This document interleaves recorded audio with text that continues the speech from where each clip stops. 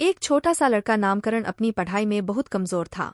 उसे पढ़ाई करने में रुचि नहीं थी और वह हमेशा अनुभव करता था कि उसकी समझ बहुत धीमी है। लेकिन वह अपनी स्थिति से परेशान था और चाहता था कि वह अपनी पढ़ाई में मजबूत हो जाए। एक दिन नामकरण ने निर्धारित रूप से अपनी पढ़ाई के लिए समय निकाला।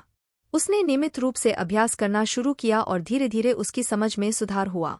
इसके साथ ही उसने स्वस्थ आहार लेना शुरू किया जो उसे ताजगी और ऊर्जा प्रदान करता था। इससे उसकी ध्यान केंद्रित करने की क्षमता में भी सुधार हुआ। नामकरण ने अपने समय का उपयोग करने के लिए उपाय ढूंढ निकाला और अपने समय को अच्छी तरह से व्यवस्थित किया। इससे उसे अपनी पढ़ाई के लिए प्राथमिकता मिली और उसकी पढ़ाई में सुधार हुआ। जब उसे किसी विषय में समझ नहीं आ रही थी तो वह अपने शिक्षक या सहयोगी की मदद मांगता। इससे उसकी समझ में और भी सुधार हुआ और उसे पढ़ाई करने में विश्वास बढ़ा। नामकरण ने अपनी पढ़ाई के दौरान नोट्स बनाना शुरू किया। नोट्स बनाने से उसकी याददाश्त मजबूत हुई और उसे पढ़ाई करने में आसानी हुई। वह अपने दोस्तों के साथ समूह में पढ़ना लगा।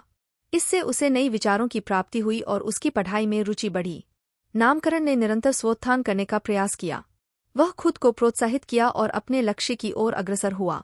उसने उपयुक्त अध्ययन सामग्री का उपयोग करना शुरू किया और अपनी समझ में सुधार हुआ।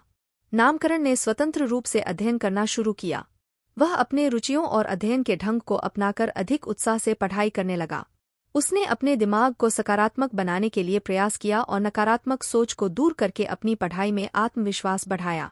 इस तरह से नामकरण ने अपनी पढ़ाई में मजबूती हासिल की। वह अपने प्रयासों के बाद सफलता प्राप्त करने में सफल रहा। मोरल: परिश्रम और सक्रियता से हम किसी भी क्षेत्र में सफलता प्राप्त कर सकते हैं।